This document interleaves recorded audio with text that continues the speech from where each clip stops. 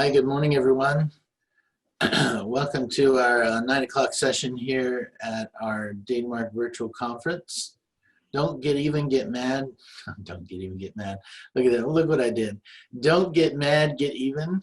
This is going to be a good presentation today for both public safety and GIS audiences. And I want to introduce our speakers this morning.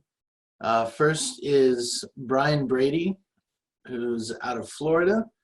He's part of the Datamark team now, but he has been in GIS for decades, has great experience. And his most recent post was at the city of Yuma, where he was a GIS coordinator, and he actually took the city and county through a NG9-1-1 GIS exercise, and his data was eventually provisioned for geospatial call routing. So he's got a lot of great experience he's going to share with us today. And then his co-presenter today is Sandy Dyer, who was sort of occupied every seat that you could occupy in a PSAP at a regional as a 911 system administrator, and then eventually at the state of Arizona doing the same. So she's got great public safety experience that she's going to share her experience with us today as well. So with that, I'll just note that everybody as an attendee is muted for quality assurance purposes, and that if you have a question, we seek to make this a conversational experience for you. So I want you to use that Q&A box to type in any questions or comments you may have, and as moderator, I'll bring those up at an appropriate time for the presenters to address. And with that, I'll turn it over to Brian and Sandy. Thank you, Jeff. I want to thank everyone for joining us this morning for our presentation. This is a collection of information that Sandy and I gained through shared experiences in implementing a next-gen 911 system in Yuma, Arizona, which was Arizona's test bed for next-gen 911. So it was quite an interesting adventure that Sandy and I have been through together in our previous life. So that I want to kind of start out by giving a definition of what next gen is, and then we're going to move through kind of the data development life cycle, if you will. We're going to discuss a little bit about topology, or basically the geometry rules kind of behind at GIS, kind of at a high level and mainly geared for public safety folks, so that you kind of understand what's involved in the development of GIS data in general in support of what we're going to go through.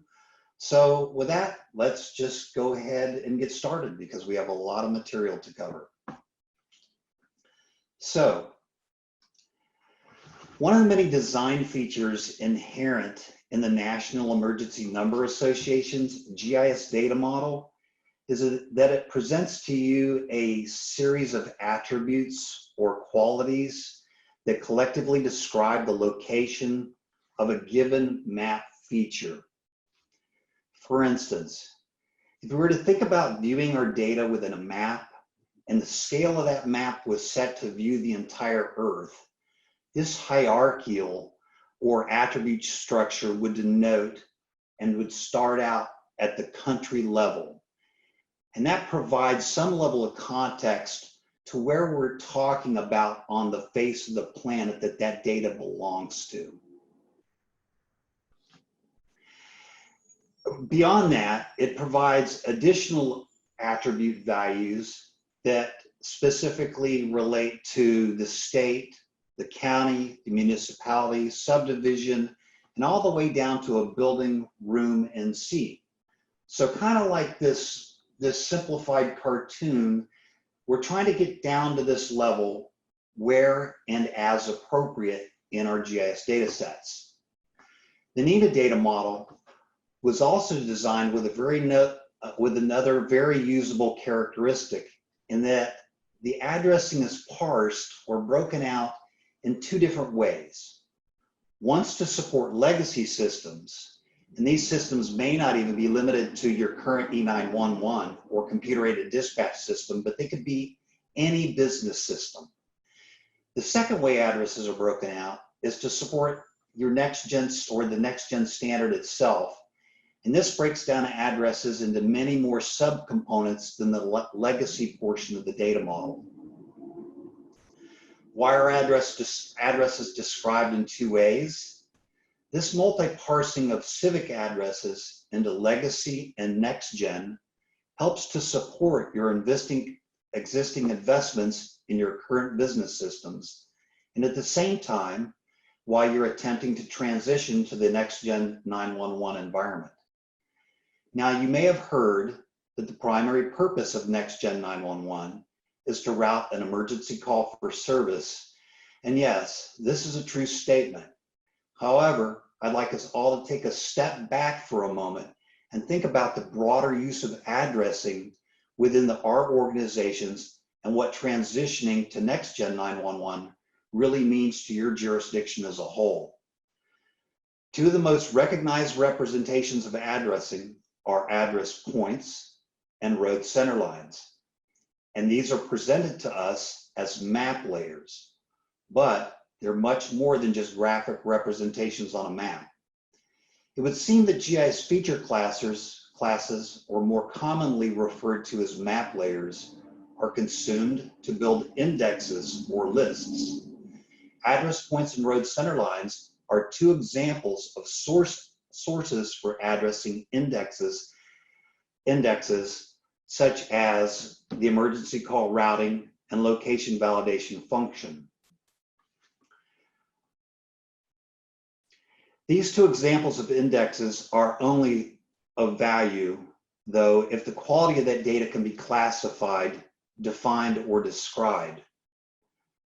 What is the normalized condition of the data attributes, and do I have 3 different abbreviations for the term avenue? What about completeness of these indexes? Or what addresses are not represented in my data? Was the GIS road centerline and or the address points ever compared against any other sources? For instance, maybe permit management, your utility billing systems, recycle accounts, or even commercial data sets. All of this would be factored into the development and maintenance of your data, or at least it should. Developing quality information is kind of like building an airplane. If you make a mistake on one side of the wing, I would highly recommend making that same mistake on the other side. Why? Because if you don't, the airplane will eventually roll over and ultimately crash into the ground. The same holds true for data development. As a consistent following of procedures, guidelines, and editing rule sets will lead to consistency within your data.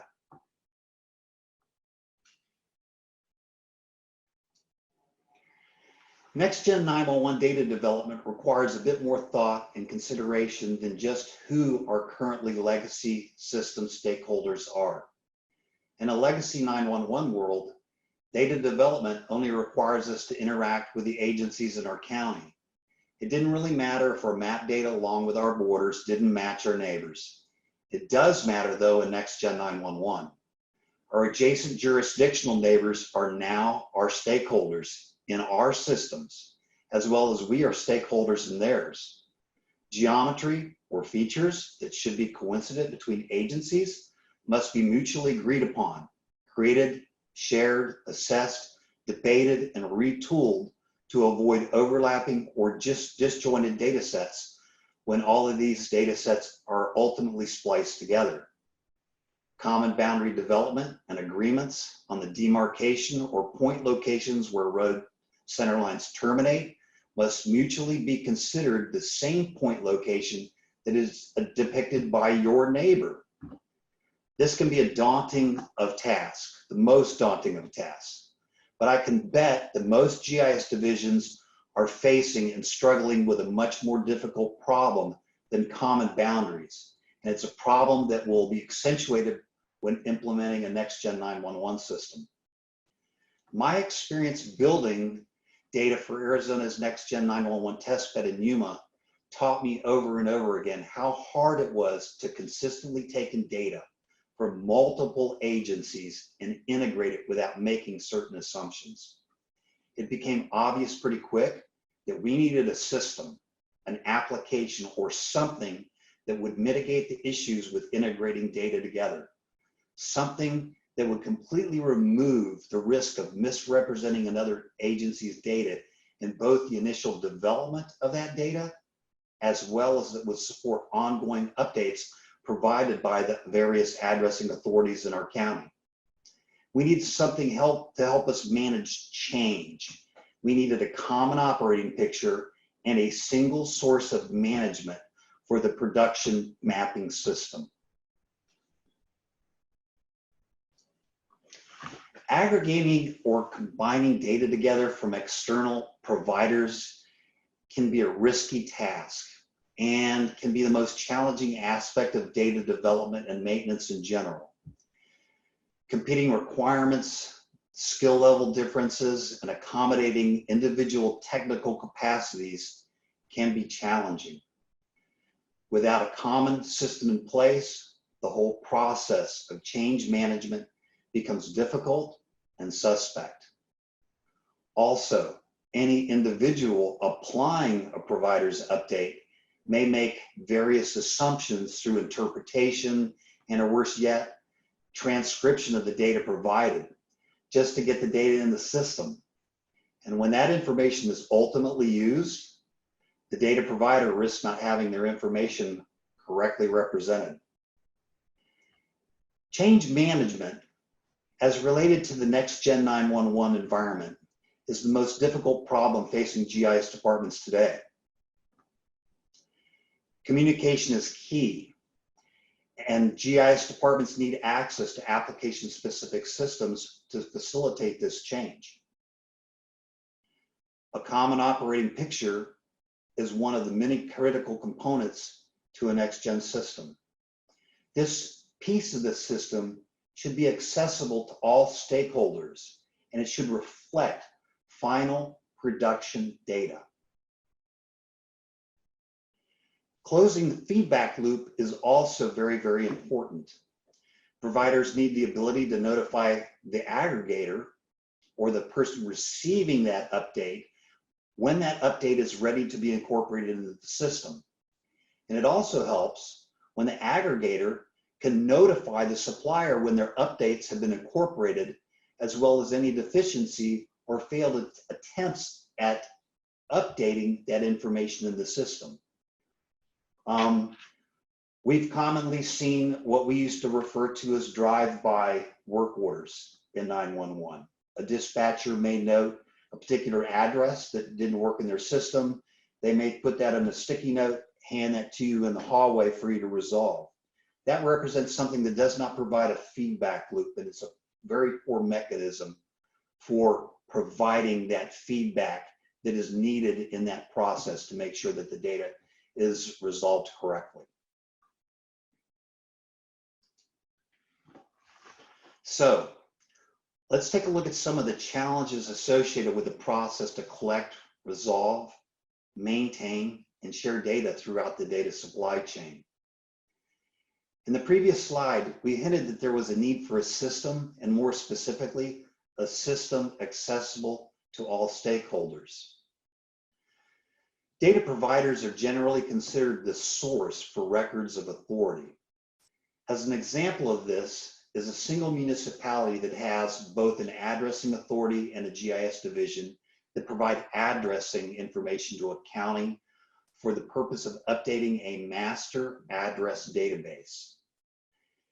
Maintaining, extract, transform, and load, or ETL processes, as we'll call them, can be difficult, and for the sake of discussion, I need to define what ETL processes are.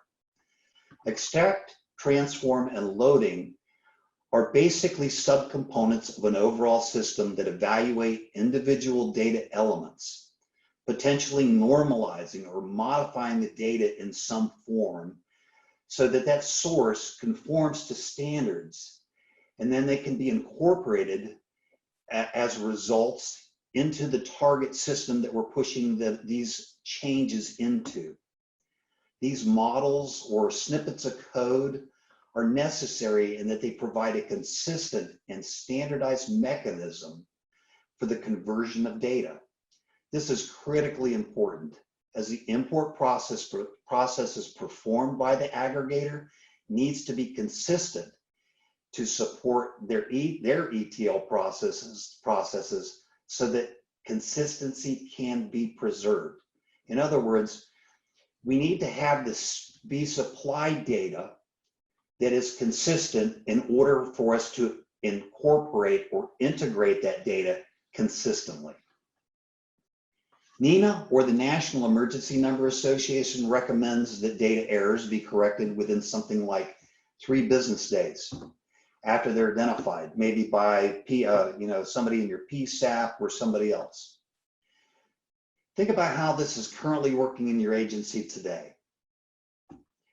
Did you receive backup or feedback on this process once an error has been submitted? And can it support this particular NENA recommendation or this notion of correcting data within approximately 3 business days? Unlike GIS data presented to a dispatcher in some NG9-1-1 systems, next generation GIS data development requires us to secure a portion or a buffer of region adjacent to our jurisdiction. This is done for 2 reasons. First, we need a framework to establish common geometry for boundaries. We don't want our map to overlap or have gaps between our data and our neighbor's map. The second reason is you'll want to have access to a portion of your neighbor's data to accommodate mutual aid responses. I will note here that your neighbor's data should be excluded in the export for provisioning into your service provider's spatial interface, as well as any data that exists outside of your provisioning boundary, and that additional data is really meant for your map display to, again, support mutual aid responses. Aggregators, on the other hand, or those that are consuming these changes from these addressing authorities and are attempting to integrate data from these providers and incorporate those records of authority into a larger collective data set, such as a countywide or regional or even a state level data set, aggregators really rely on ETL processes. And as mentioned before, we rely on these processes because they represent consistency. There's a known outcome when data is run through these ETL processes, both for the export of data by an addressing authority and through the integration processes by in the aggregated state. So with that, I'm going to turn this over to Sandy. So thank you, Sandy. Thank you, Brian. So, folks, I have to say, one of the biggest lessons learned that we had in Arizona in our deployment of trying to coordinate statewide GIS for next generation 911 was most of our communities had to go through an epiphany. And the epiphany was, in today's 911, my visibility, what I'm responsible for, ends at my jurisdiction. And what we had to learn was that in next generation 911, the world did not end at the edge of my jurisdictional boundary. That actually the world continued on and on and on, and I had to now reasonably connect with the next neighbor and the next neighbor and the next neighbor, and it had to do it consistently. So one of the first things we had to do was, if this was going to be our goal, that the data was no longer going to fall off at the edge of everybody's map, and that the world was going to continue, how are we going to figure out what that meant? How are we going to figure out how we're going to bring all of these data sets together and that they were going to do it consistently? Well, we really had to put forth a plan or a roadmap, something that we here at DataMark call a purposeful order. We had to have a reason and a plan as to why we were moving forward. So like Brian mentioned, so in next generation 911, the National Emergency Number Association does have this 3 business day turnaround. for error correction. Now, what does that mean? That means as part of an active 911 call, or as part of information received from your comm center, or as part of any kind of validation that may happen prior to a 911 call, errors may be received. Now, depending on the type of error that comes in, that the community itself, meaning from when the error is reported, gets to the 911 authority, gets to the GIS data provider, and then back through that feedback loop, is a 3 business day turnaround. Now, most GIS departments don't function this way. That's not currently what they're used to responding to. And before folks get concerned or excited about that concept, it really is in some ways doable. As long as you approach next generation 911 with a plan and a purposeful order to how we build our data, then the 3 business day turnaround really is going to be a one-off. It's going to be an anomaly. As long as you build a quality assurance culture as part of your GIS 911 approach to how we do NG9-1-1, then you're really not going to contend that much with 3 business day turnarounds. Why? Because you're going to be aware of these errors before they happen. You're going to correct them before they get into the system.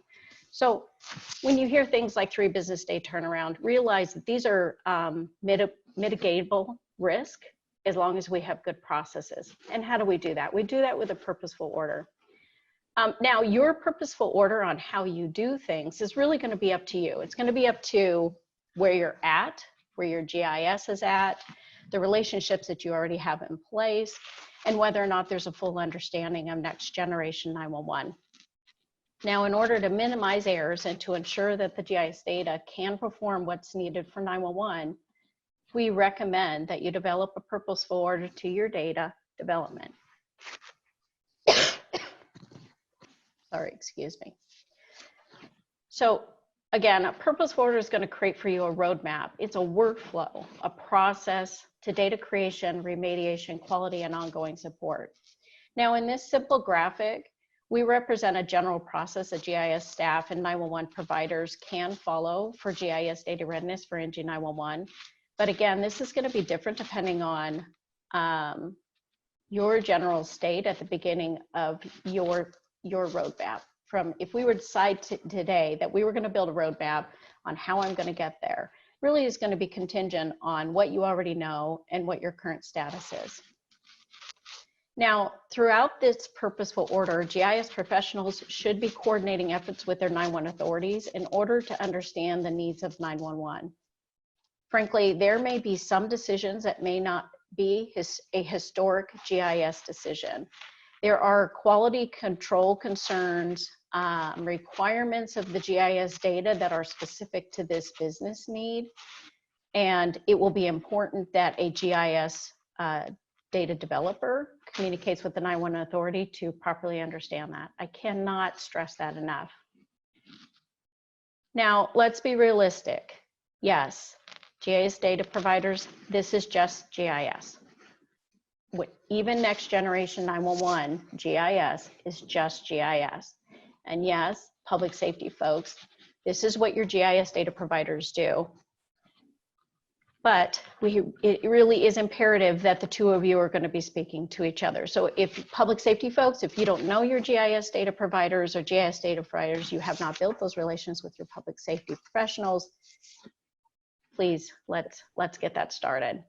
So let's take a brief look at each one of these steps. Again, these steps may be a good path for you. You may find that something else would really better fit your needs. Now, before we go into step 1, step 1 is really an MSAG to road centerline comparison. Now, what is an MSAG? The MSAG is the Master Street Address Guide.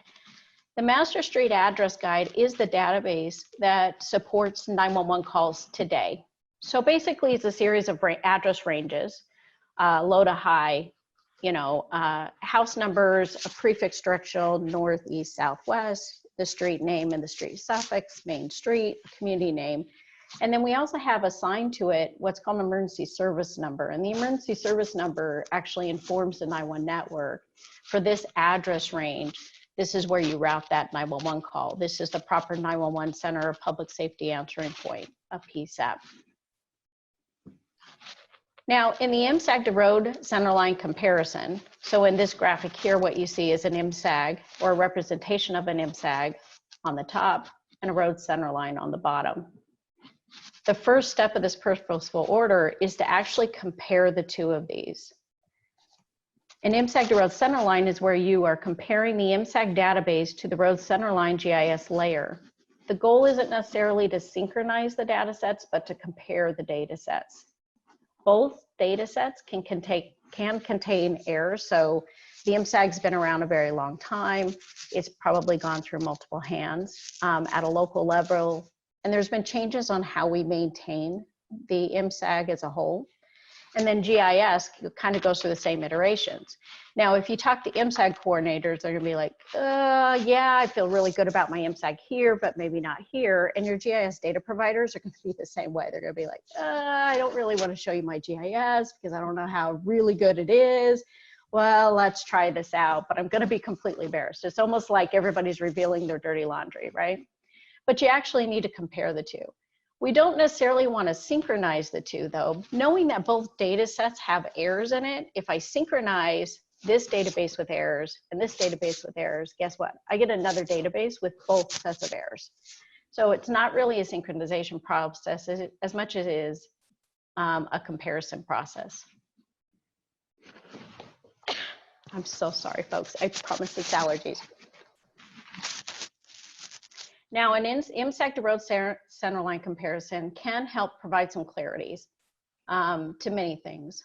It can help to ensure that the GIS is performing the same functions as the MSAG, right? So if the goal of next generation 911 is to migrate to a GIS-based system, we need to know that the GIS is being put in place is going to answer all the same questions that the current 911 system is responding to today. It's going to help to identify where the MSAG may need to be updated, or in turn, where the GIS may need to be updated. So for example, the low-high in the MSAG is much broader than the low-high in the road centerline. Now, this may mean a few things. The MSAG should be updated to reflect the same information as the GIS. So instead of 100 to 1399, if for South Validation Avenue, if the only addresses that truly exist are 1300 to 1399, then maybe the MSAG should be updated. Now, the MSAG may contain more records, like say the MSAG itself for South Validation Avenue actually has phone numbers associated to it that are like 230, 500, actually span the 100 to 1399. Then the GIS may need to be updated, or additional segments need to be added to support those 911 calls that may come in. Now, it could be that both the MSAG and the GIS are both wrong, right? Kind of a garbage in, garbage out, and that more research is needed. At the end of the day, folks, more research will be needed. Before just making changes based on each other's database, I really want to encourage you to do more research to make sure that the database you're about to mimic is really accurate. As well, oh, I was like, I hear an emergency. As well, the example in here also shows that the MSAG has an ESN of 400. So say the emergency service number of 400 says that for South Validation Avenue in Highlands that it's going to route to the county 911 center. But that the GIS is actually showing 500, which indicates that it routes to the police department instead. Now, again, this may mean that the MSAG needs to be changed. Perhaps there's an error in the MSAG. Remember, it's been around a very long time and it's probably changed hands several times and there's a lot of stakeholders in it. Or the GIS needs to be updated to mimic the MSAG. Or again, maybe the MSAG and the GIS are both wrong. And sometimes some additional checks need to be performed. Like, so even in Arizona is when our approach wasn't necessarily, hey, let's take how we've done business old, let's improve it and use it for new. When it came to a lot of decisions about routing and such, we kind of took fresh eyes to that and said, are our boundaries we've been using historically even right? The way that we've defined routing, is it even right? And should it even be applicable to how we're going to move forward in the future?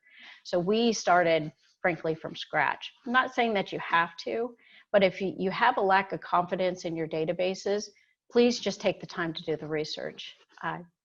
Frankly, a life's going to depend on it. Now, the second step of the purposeful order is boundary creation and updates.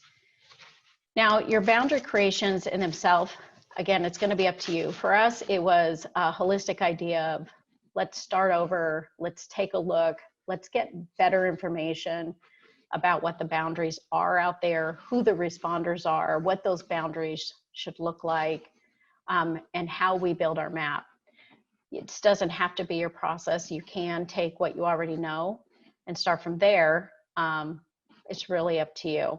But much like the first step, you really need to include in your discussions your 9-1 authorities, as many of the boundaries used for 9-1 are not boundaries that are normally supported by a GIS department, or the boundaries that are required by next generation 9-1-1 are not normally boundaries that would be supported as a daily basis by your GIS department. It goes beyond your city boundaries and your county boundaries and your state boundary, for sure. Now, this step should also include adjacent jurisdiction stakeholders, going back to what Brian had mentioned, since proper spatial relationships will be necessary. Ensuring the proper validation and routing relies on GIS being correct. So for my 911 call in a next generation 911 environment to properly validate and route to the proper 911 center, for GIS folks, that means what? Essentially what's happening is the GIS will perform a point and polygon query, right? So whether or not it's a civic location or a geodetic one with latitude and longitude, it's going to validate against the map, and then it's going to look at the boundaries and say, where do I route this 911 call? So it's this point and polygon query.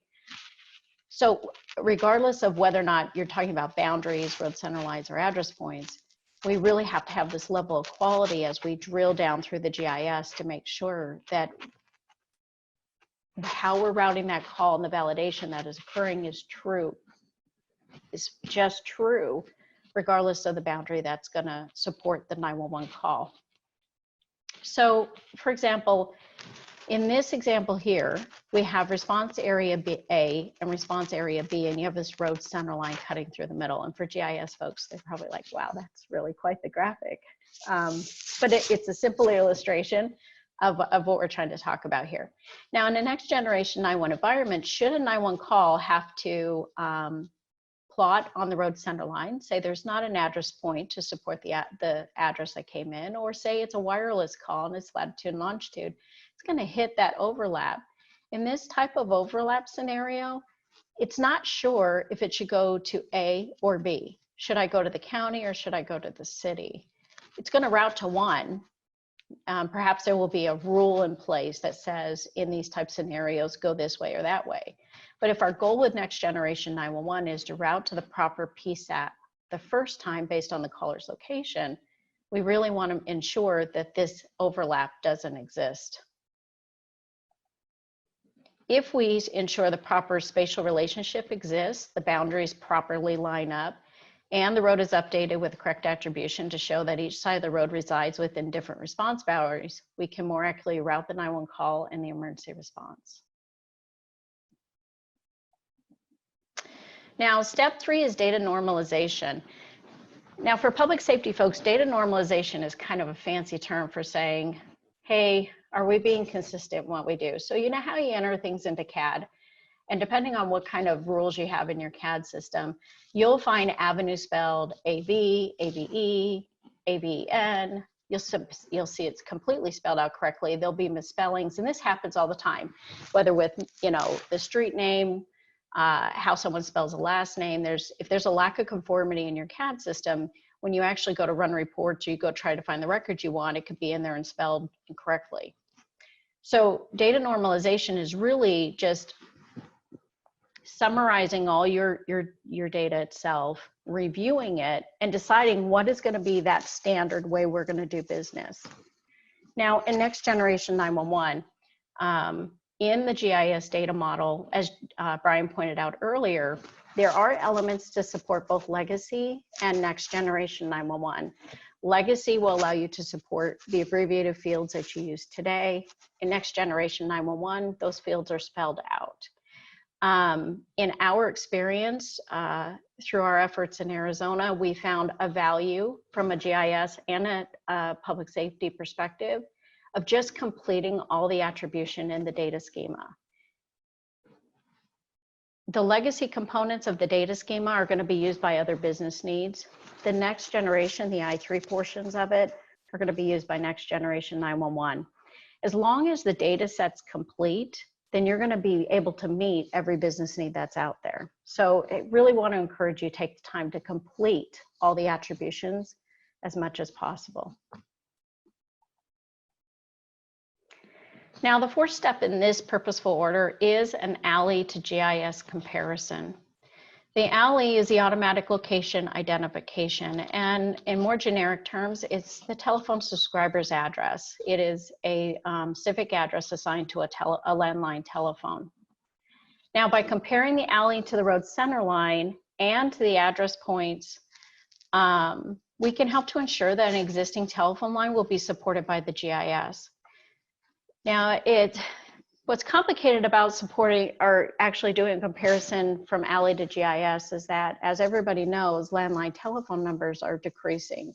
So every year that we pull this data set from our 911 system providers, it gets smaller and smaller. So it may not be a complete geographic representation of your community, but we do know that these are active telephone lines out there and they need to be supported in the future, and they have been maintained probably for decades.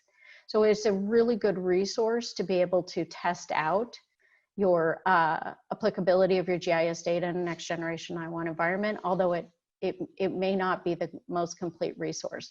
So going back to what Brian said early on, that may be where you want to pull permitting systems, alarm, if you have alarm system databases, any other type of database that may exist in your communities, utilities, to try to really bounce that up against your GIS to ensure more holistic quality to it. Now, it's important to note that geocoding for GIS folks, geocoding doesn't always result in a true comparison, as locators are generally built to accommodate an end user. However, locators can be built to specifically perform this process. I know in Arizona that we had to put in additional processes because locators in themselves couldn't holistically check everything we needed. Just some quirkiness in the functionality, and then of course needing to pay close attention to the thresholds that are used. The default thresholds do not do a holistic comparison in itself. In 911, when we're not right, people suffer, and so having an 80% accuracy within your thresholds doesn't tell us whether or not it's right. So just keep that in mind if you're going to use a locator. Now, in step 5 is data maintenance. And the data maintenance process is really kind of simple. What is data maintenance? Well, it's wash, rinse, repeat. So you're going to take your entire process and you're just going to continue that. We don't develop data, especially GIS data. We don't develop it once and we never touch it again. And when you consider Nina's 3-day business turnaround, business day turnaround on errors, if you don't have a wash, rinse, repeat process in place, you're not going to be able to respond to that. Now, realize that the GIS used to support your 911 efforts will never be completely done, and a maintenance process needs to be developed early and supported well forever. So for public safety folks, this is going to be important in your GIS next generation 911 planning.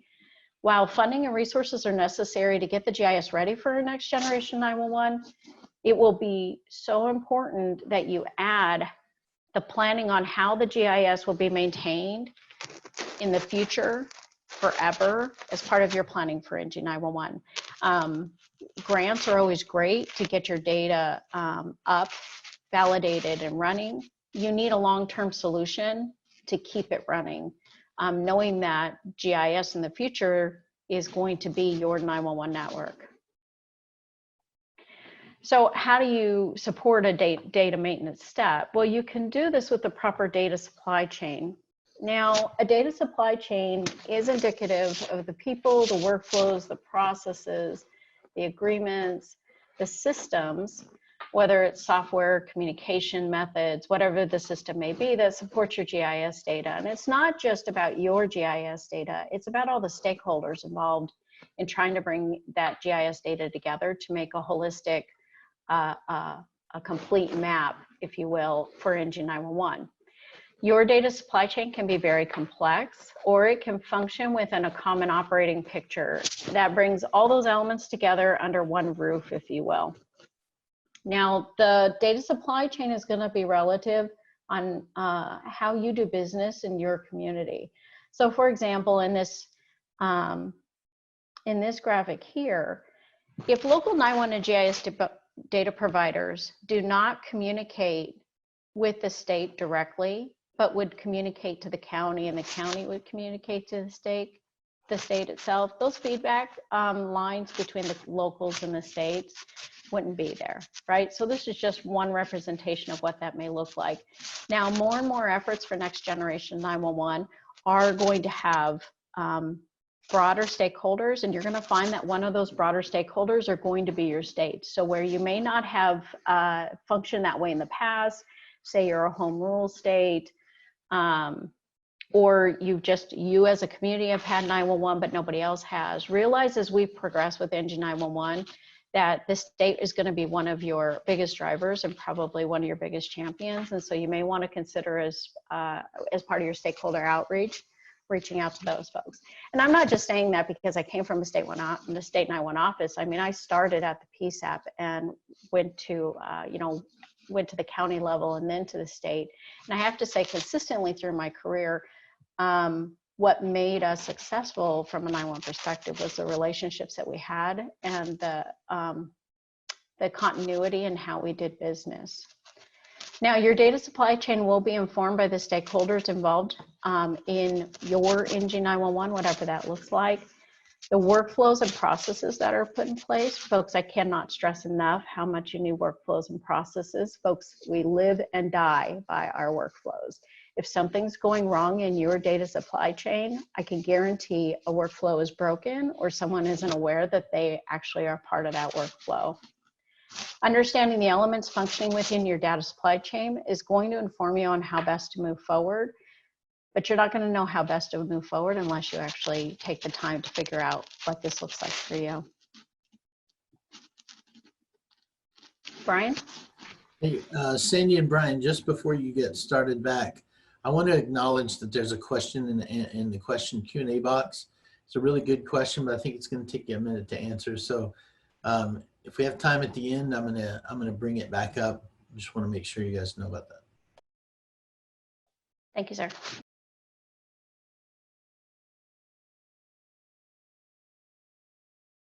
Brian, you're muted. Amateur hour. So when we're talking about data development in general, we're looking at 5 different aspects that we should be concerned about. First of which is, are data missing? Or is it available? Can we get the data? This data could be information we're pulling in from multiple addressing authorities as an aggregator. It could be the MSAG, could be the ALI, or it could even be other external data sources that we're using to test these systems as a whole. The second one is the data complete? And we're going to kind of focus in on this completeness aspect because I think it's pretty important to the functioning and to the health of a next gen 911 system in general. This is a pretty important aspect or measurement of quality that we should be concerned with. The third is, of course, is the data accurate?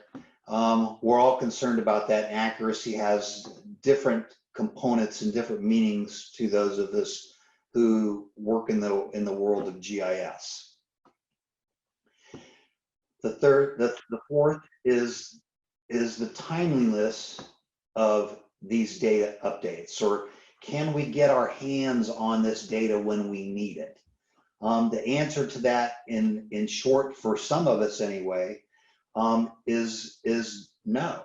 I mean, in the state of Arizona, what we had access to is, at least as far as the alley went, is we would receive that alley data on an annual basis, and we would use that, and we would run that alley database across our GIS system to determine our match score rate.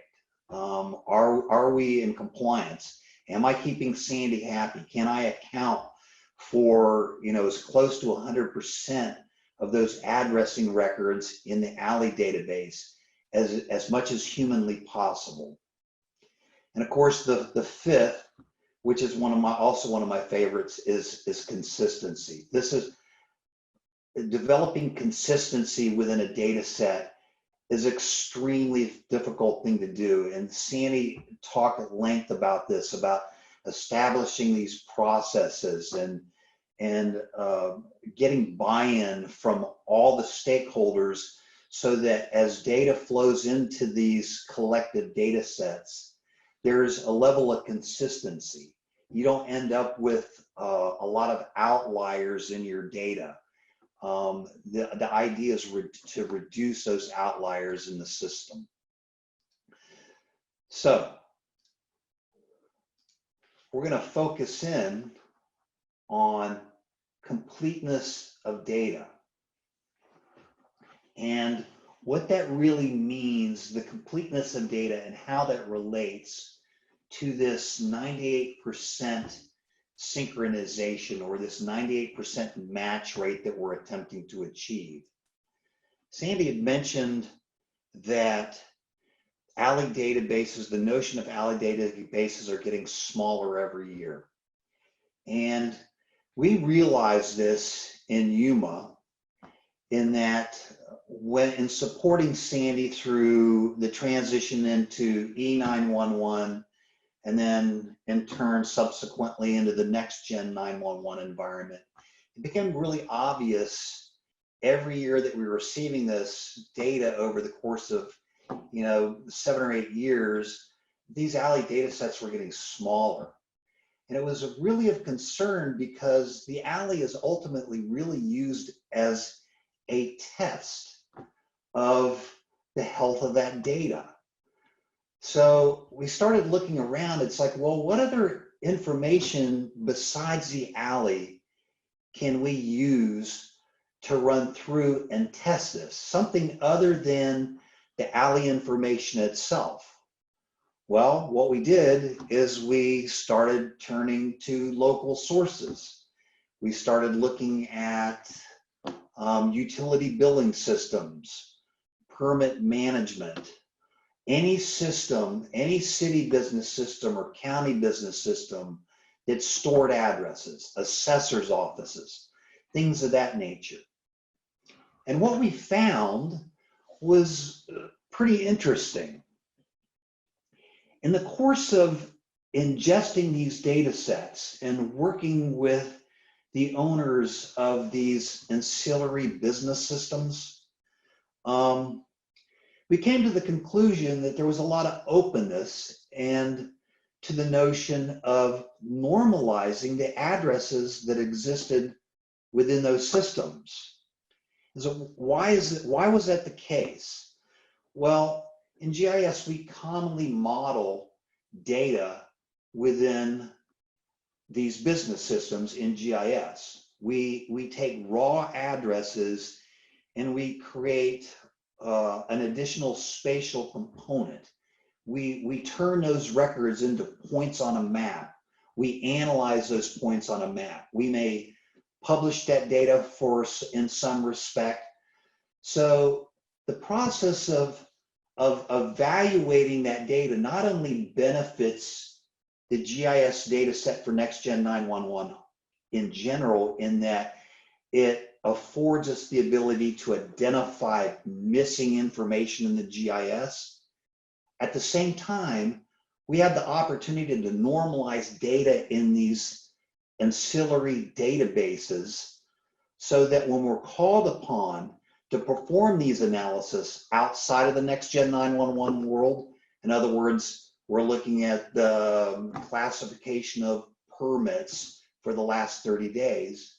We can be pretty much assured that we're able to readily ingest that information, plot those locations on a map, and utilize that data in the form of analysis. So what have we created during this process? We now have created a master address database.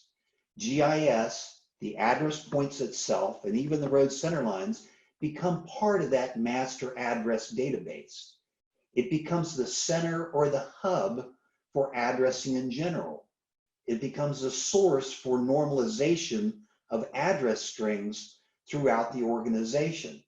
This is a pretty important concept here, in that it increases the efficiencies and the abilities of your GIS department to perform other tasks outside of the next-gen world and still gain the benefit of assessing the master street address database as a whole, which in turn benefits next-gen, right?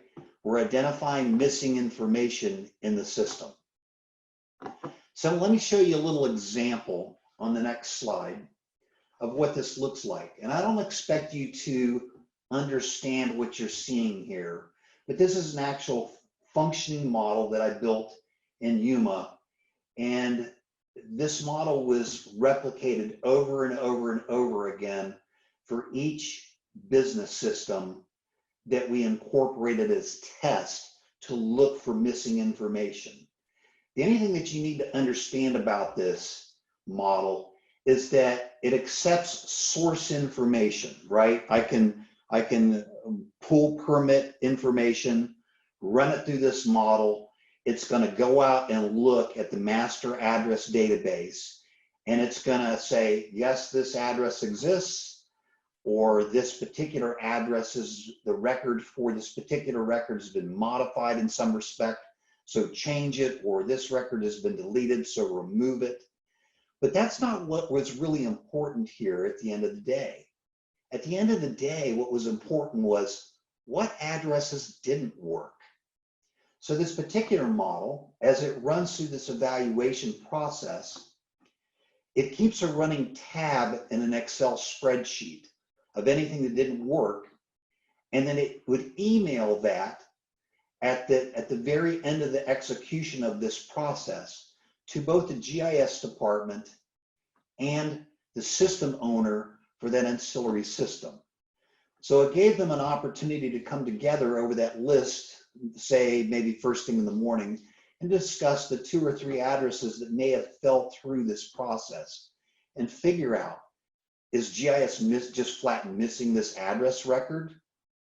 Or is this a normalization process or a normalization issue of the data record that was populated in that source system?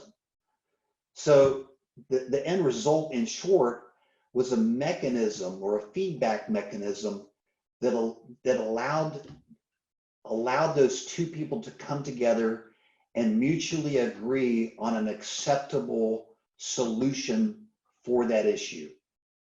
This was incredibly important, and it was really a game changer in Yuma, because these things fired off on some periodic basis. It was an automated process, right? So some of these would fire off every night, others maybe weekly, and even some maybe even only once a month. But my point here is they were scheduled on an as-needed basis. But the beauty of this, it meant that there was continual improvement of these data sets. It was automated to a certain respect, at least as far as reporting of issues coming into the system outside of a 911 workflow. We now were, instead of being behind 911 with issues that were coming in maybe from the dispatchers, now we had an opportunity to be ahead of that curve. We found that really, really beneficial in this process and really, really important. So with that, I'm going to turn this back over to Sandy to kind of close us out. Sandy, you're on mute. Yeah, I'm sorry. See, it's only because you did it, Brian. So at the end of the day, what's the value of this public safety? So when we think back, the first 911 call was actually in 1968, and a great deal of effort went into the data that supports our 911 calls today, that supports our PSAPs, our 911 centers. This is a new time for 911. Next generation 911 is a complete replacement of how we've done business in the past. We have really an opportunity for all those calls that we've had to listen to where we haven't been able to locate our caller, where they were routed to the wrong 911 center, to really improve on that. But we have a responsibility. So we have been able to stand on the shoulders of the folks that have built this, the legacy system all these years, and to improve upon it. We're responsible for putting the proper effort into this initiative, knowing our callers today and the callers of the future, as well as our PSAPs of the future, are going to rely on the efforts we put forth. So when you're considering your next generation 911 roadmap, please keep that in mind. When the last system has been around as long as it has, this system, it will be around just as long. And what we do today is going to empower those that do it in the future. And with the right processes and the right thought structure, it's going to be an easy task. And then, of course, please reach out for help if you need it. Great. Thanks, guys. Do you have our question slide? There it is. Thanks, guys, for the presentation. A lot of great information there. I hope the audience felt like got a lot of value out of that. We did get one question. We have just a couple of minutes. We actually got two questions. One I typed an answer to. The question was, would the 911 coordinator who works with PSAPs addressing in GIS be the one to decide the PSAP boundaries?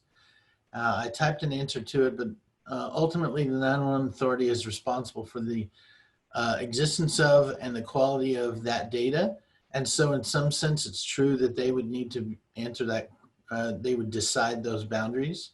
But my second comment was that said, the best practice is definitely for 911 authority to build consensus with their stakeholders around that. Do you guys have any thoughts or comments to add to that? I have just one, and this is strictly an opinion on boundaries as it relates to adjacent boundaries. And that, in my opinion, I tended to not get so wrapped up around legal descriptions, because, and no offense to the survey community, but as soon as you get into that rat's nest of referencing and trying to mimic the information in legal descriptions, you're always going to have discrepancies between agencies. I look at it in that these boundaries, more or less, the more important aspect than the physical representation of where that boundary is, to me, the logical or the logic behind what that data is being used for is a more important aspect than the physical representation of that boundary. So like Jeff said, it's really more important to gain stakeholder buy-in and kind of generalize. Generalization is okay to do in GIS. So stakeholder buy-in is incredibly important, and just try to keep the kind of the legal aspect or the legal description aspect, take it very lightly, as the intended use of this is a little bit different than defining the legal boundary or the dividing line between agencies, if that makes any sense at all. Yeah, so I think, Brian, I want to come to you, Sandy, in a second and get your perspective on this, but I think what you did there well addresses the question I just mentioned and the one that I'm about to read. And I know that Sandy may have a little bit of a different perspective because of her different roles, but I want to get her perspective on it. But let me just read this other question to you so you can kind of consider both at the same time as well, Sandy. The anonymous attendee writes, so my county boundary is drawn based on legal description of easting and bounding that was established way before GIS. I cannot change the authoritative record of where my boundary is, and how do I balance that against the legal description of my neighboring county, which might not match? So I have two thoughts on legal boundaries. When you need a starting point, a legal boundary is a good boundary, right? It gives us a reason why the GIS looks the way it does. At the end of the day, if there's a problem with a 911 call, we want a reason why it did what it did. So a legal boundary can support that. But to go back to what Brian was saying, you have to consider what the intent of the GIS is for next generation 911. And the intent is the proper routing of a 911 call. And the proper routing of a 911 call doesn't always match legal boundaries. So that's where you're going to have to come together, your neighbors, and say, and understanding this business need, the proper routing of a 911 call, how do we take these legal boundaries and how do we decide what's going to be the spatial representation between the two of us? And then that conversation itself may have to be memorialized through an agreement. I can't stress enough that if anything that you're going to do is going to veer from what either geographically looks on the ground or legally represented or is contractually identified, you need to also memorialize that in an agreement.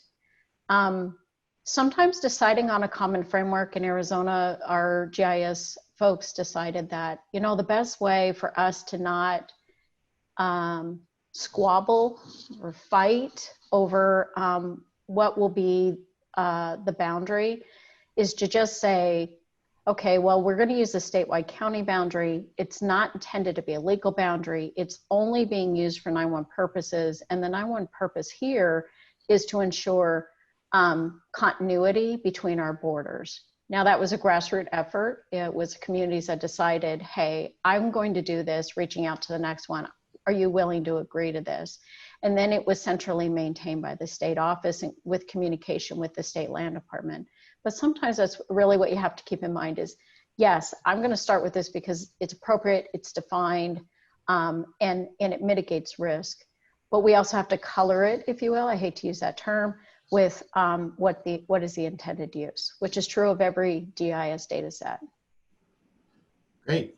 Thanks for perspective there. Somebody else wrote in, we in our surrounding counties took the stance of who would service a 911 call there, which boiled down to tax boundaries. So I think you're right. The answer to the question lies into the answer to the question, who should receive the 911 call, which often can be tracked to tax boundaries, but there's probably some other considerations to have with that as well.